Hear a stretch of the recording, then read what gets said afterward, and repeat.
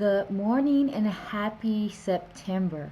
I don't know about you, but 2020 has been challenging, it has been frustrating, but it has also been enlightening. And so today I thought I would send you a video message and not an email because I want us to talk about pain. I know pain is not the most exciting topic, but pain is an important signal, it's an alert that something is not right, that something has gone awry. And so today I want you to look at yourself as we go into September and ask yourself, where is there pain in your life? Emotionally, spiritually, financially, in your relationships. We know there's a lot of pain in the world, but where's the pain in your life?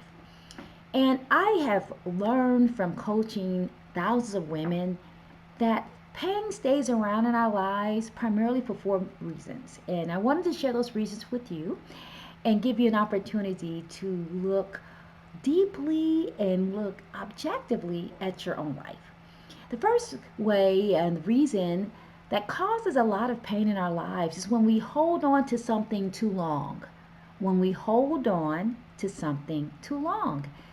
And if you really think about our lives, there are a lot of things that we're holding on that no longer serve us. We are hanging on to beliefs that we have outgrown. Maybe we are hanging on to positions at our jobs that are no longer fulfilling.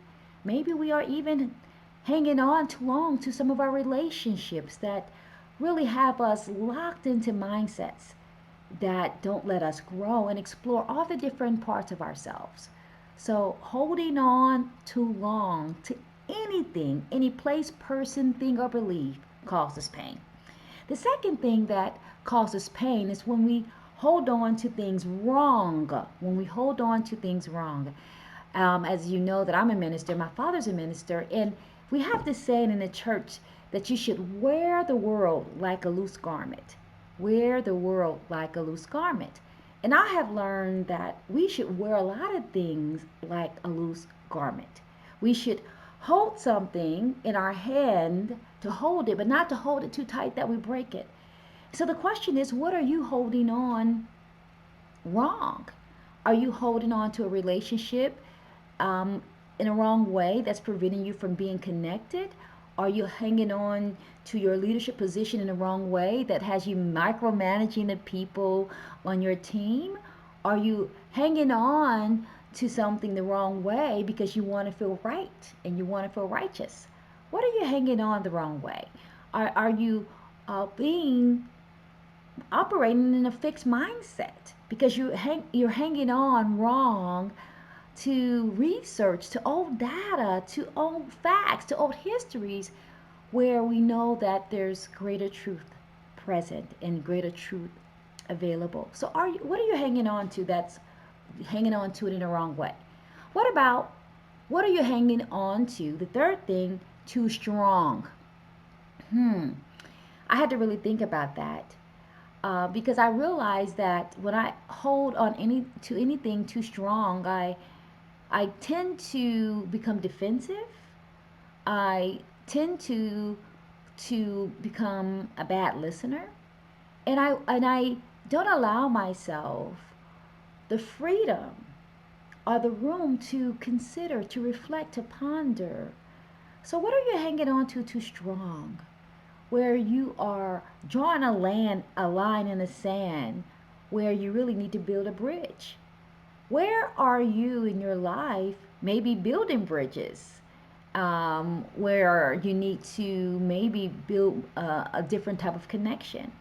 Where are you building walls where maybe there's room to build walls not out of glass, but walls that are more flexible and adaptable?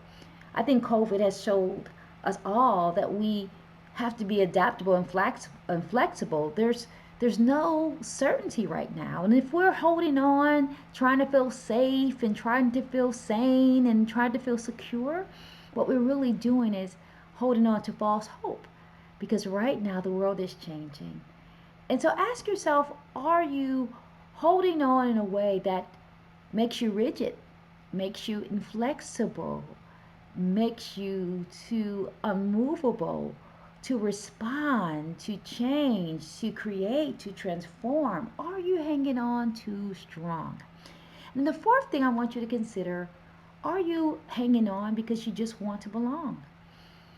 I have to be honest, there have been times in my life that I didn't respond or didn't act in integrity because I wanted to belong. I wanted to be in the clique, in the clan, in the crew. And when I did that, it felt good temporarily. But after I felt and understood that I had to keep giving up my integrity and compromising my wellness, compromising my wholeness, jeopardizing my reputation, those places no longer felt good. So, where are you giving up too much to belong and causing pain in your life because you're out of integrity, out of love, out of purpose, out of your calling? Where are you trying to belong in places that don't serve the highest good, the common good, your good? Where are you hanging on to belief so that you can belong and get invitations to a party, even though where you are being invited to is no longer an invitation, it becomes a fixation? So, four things to think about in your own life this week. Because again, pain is an invitation, pain is an alert, pain is a signal, a sign, a hunch, a clue that there need to be some changes in your life. And the easiest place for us to look for changes is to ask ourselves, what are we holding on to too long? What are we hanging on to wrong? What are we hanging on to too strong? And what are we hanging on to just because we want to belong? So I hope this helps you think about your own life as you enter into September. And as you are thinking about those things, I also want you to think about, what type of support do you need? What type of support could you use? What type of support would be beneficial to help you let go, to get out of pain, so that you can stop struggling and stop sacrificing and start thriving? What do you need to live in greater integrity and greater authenticity so that you can feel not only whole but well in your soul?